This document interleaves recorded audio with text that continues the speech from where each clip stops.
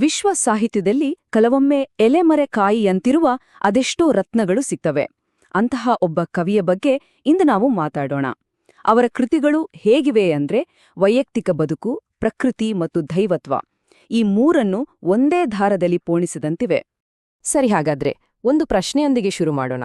ಅಂಬಿಕಾ ತನಯ ದತ್ತ, ಈ ಹೆಸರು ಎಲ್ಲಾದ್ರೂ ಕೇಳಿದ ನೆನಪಿದ್ಯಾ? ಇದು ಯಾರ್ದಿರ್ಬೋದು ಅಂತ ಯೋಚನೆ ಮಾಡಿದ್ದಿಲ್ಲ. ಇವತ್ತಿನ ನಮ್ಮ ಈ ವಿಶ್ಲೇಷಣೆಯ ಕೇಂದ್ರ ಬಿಂದುವೆ ಈ ಹೆಸರು. ಸಾಮಾನ್ಯವಾಗಿ ಲೇಖಕರು ತಮ್ಮ ನಿಜವಾದ ಹೆಸರಿನ ಬದಲು ಬೇರೊಂದು ಹೆಸರನ್ನು ಇಟ್ಟುಕೊಳ್ಳುತ್ತಾರೆ. ಅದನ್ನೇ ನಾವು ಕಾವ್ಯನಾಮ ಅಂತ ಕರೆಯೋದು.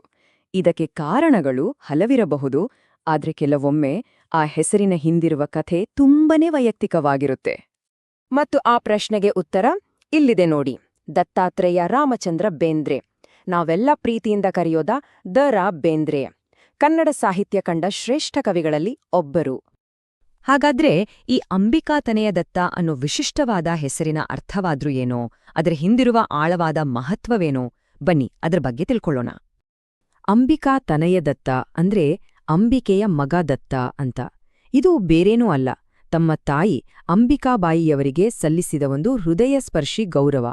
ಅವರ ಸಾಹಿತ್ಯಿಕ ಬದುಕು ಅವರ ಕುಟುಂಬದಲ್ಲಿ, ಅದರಲ್ಲೂ ಮುಖ್ಯವಾಗಿ ಅವರ ತಾಯಿಯಲ್ಲಿ ಎಷ್ಟು ಆಳವಾಗಿ ಬೇರೂರಿತ್ತು ಅನ್ನೋದಕ್ಕೆ ಇದೇ ಸಾಕ್ಷಿ.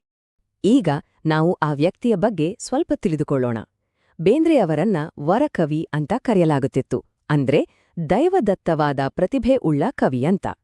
ಅವರ ಆ ಅಸಾಮಾನ್ಯ ಜೀವನದೊಳಗೆ ಒಮ್ಮೆ ಇಣುಕಿ ನೋಡೋಣ ಬನ್ನಿ. ಧಾರವಾಡದಲ್ಲಿ ಜನಿಸಿದ ಬೇಂದ್ರೆಯವರು ಜಾನಪದ ಸೊಗಡನ್ನು ಮತ್ತು ಆಧ್ಯಾತ್ಮವನ್ನು ತುಂಬಾನೇ ಸುಂದರವಾಗಿ ಬೆರೆಸಿದ್ರು. ಅಷ್ಟೇ ಅಲ್ಲ, 1921ರಲ್ಲಿ ಗೆಳೆಯರ ಗುಂಪು ಅಂತ ಒಂದು ಸಾಹಿತ್ಯ ಬಳಗವನ್ನು ಸ್ಥಾಪಿಸಿದ್ರು. ಇದು ಅವರ ಸೃಜನಶೀಲತೆಗೆ ಮತ್ತಷ್ಟು ಶಕ್ತಿ ತುಂಬಿತು. ಅವರ ಜೀವನ ಕೇವಲ ಕಾವ್ಯಕ್ಕೆ ಸೀಮಿತವಾಗಿರಲಿಲ್ಲ. ಕಲಾತ್ಮಕ ಸೃಷ್ಟಿ, ರಾಜಕೀಯ ಹೋರಾಟ ಮತ್ತು ಕೊನೆಗೆ ರಾಷ್ಟ್ರೀಯ ಮನ್ನಣೆ ಎಲ್ಲವನ್ನೂ ಕಂಡವರು. ನರಬಲಿ ಅನ್ನೋ ಒಂದೇ ಒಂದು ಕವಿತೆಗಾಗಿ ಜೈಲ್ವಾಸ ಅನುಭವಿಸಿದ್ದು ಅವರ ದೇಶಭಕ್ತಿ ಮತ್ತು ಧೈರ್ಯಕ್ಕೆ ದೊಡ್ಡ ಸಾಕ್ಷಿ. ಆದ್ರೆ ಅವರ ವೈಯಕ್ತಿಕ ಬದುಕು ಮಾತ್ರ ಅಪಾರ ನೋವಿನಿಂದ ಕೂಡಿತು. ಯೋಚನೆ ಮಾಡಿ, 9 ಮಕ್ಕಳಲ್ಲಿ 6 ಮಕ್ಕಳನ್ನ ಕಳೆದುಕೊಂಡ ಆ ತಂದೆ ತಾಯಿಯ ನೋವು ಎಂತಹದ್ದು. ಈ ನೋವೇ ಅವರ ಕಾವ್ಯದಲ್ಲಿನ ಆಳವಾದ ಭಾವನೆಗಳಿಗೆ ಹಿನ್ನೆಲೆಯಾಯಿತು. ಈಗ ನಾವು ಅವರ ಕೃತಿಗಳ ಆತ್ಮದ ಕಡೆಗೆ ಹೋಗೋಣ. ಪರಿಸರಕ್ಕೂ ಮನುಷ್ಯರಿಗೂ ಒಂದು ಅವಿನಾಭಾವ ಸಂಬಂಧವಿದೆ ಅಂತ ನಂಬಿದ್ದ ಅವರ ಆ ವಿಶಿಷ್ಟ ದೃಷ್ಟಿಕೋನವನ್ನ ನೋಡೋಣ. ಈ ಸಾಲುಗಳನ್ನ ಕೇಳಿ. ಓ ತಾಯಿ, ಮಾತೆಯೇ, ಈ ಬಾಯಿ ತುಂಬಾ ಅಮೃತವ. ಇವು ಕೇವಲ ಪದಗಳಲ್ಲ, ಇದು ಅವರ ತತ್ವಶಾಸ್ತ್ರದ ಬಾಗಿಲನ್ನು ತೆರೆಯುವ ಕೀಲಿಕೈ. ಪ್ರಕೃತಿಯನ್ನ ತಾಯಿಯ ರೂಪದಲ್ಲಿ ನೋಡುವ ಅವರ ದೃಷ್ಟಿಕೋನ ಇಲ್ಲಿಂದಲೇ ಶುರುವಾಗುತ್ತೆ. ಅವರ ಭೂತಾಯಿ ತತ್ವಶಾಸ್ತ್ರದ ಪ್ರಮುಖ ಅಂಶಗಳನ್ನ ನೋಡೋಣ. ಭೂಮಿಯನ್ನ ತಾಯಿ ಅಂತ ನೋಡೋದು, ಮಹಿಳೆ, ಪ್ರಕೃತಿ ಮತ್ತು ದೈವತ್ವ ಇವುಗಳ ನಡುವೆ ಒಂದು ಅದ್ಭುತವಾದ ಸಂಬಂಧವಿದೆ ಅಂತ ಹೇಳಿದ್ರು.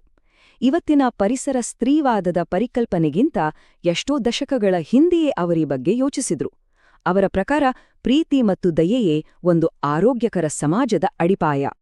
ಅವರ ಇಡೀ ವಿಶ್ವ ದೃಷ್ಟಿಕೋನವನ್ನ ಈ ಒಂದು ಸಾಲಿನಲ್ಲಿ ಹಿಡಿದಿಡಬಹುದು. ಈ ಭೂಮಿ ಮಣ್ಣಲ್ಲ, ಇದು ದೇವರ ಪ್ರೀತಿ. ಭೂಮಿಯನ್ನು ಕೇವಲ ಮಣ್ಣಿನ ರಾಶಿ ಅಂತ ನೋಡದೆ ಅದರಲ್ಲಿ ದೈವಿಕ ಪ್ರೀತಿಯನ್ನು ಕಂಡಂತಹ ಮಹಾನ್ ಕವಿಯವರು. ಸರಿ, ಅವರ ತತ್ವಶಾಸ್ತ್ರದಿಂದ ಮುನ್ನಕ್ಕೆ ಸಾಗೋಣ. ಅವರ ಆ ಅದ್ಭುತವಾದ ಬರವಣಿಗೆ ಸಾಂಸ್ಕೃತಿಕವಾಗಿ ಎಂತಹ ದೊಡ್ಡ ಪ್ರಭಾವ ಬೀರಿತು, ಅವರ ಪದಗಳು ಸಂಗೀತದ ಮೂಲಕ ಹೇಗೆ ಜೀವಂತವಾದವು ಅನ್ನೋದನ್ನ ನೋಡೋಣ. ಬೇಂದ್ರೆಯವರ ಕವಿತೆಗಳು ಕೇವಲ ಪುಸ್ತಕದ ಪುಟಗಳಲ್ಲಿ ಉಳಿಯಲಿಲ್ಲ.